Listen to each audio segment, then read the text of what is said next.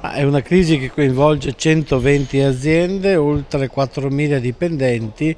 ed è una situazione che è venuta alla ribalta delle cronache per il conflitto sindacale, ma il Consiglio regionale ha ritenuto di affrontare il tema non a valle ma a monte, cioè capire perché un settore come questo, che in passato era rigoglioso, da alcuni anni e specialmente quest'anno sta cadendo in picchiata. La Regione su questo può intervenire, stiamo approvando un documento che fa proprio questo e modifica il PURT, che è una norma di tipo territoriale,